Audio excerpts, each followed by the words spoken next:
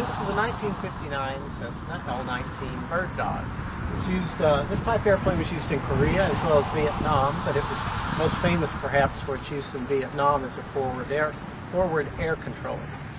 It would go in ahead of the fighters and bombers and mark targets with smoke rockets so that the fighters would have an easy target to find as they came in later at high speed. This particular airplane, however, was used by the French instead of the United States, and it's an actual combat veteran, having served with the French military in Algeria and Northern Africa in the early 60s. It was actually damaged in combat at that time and repaired and went back into service.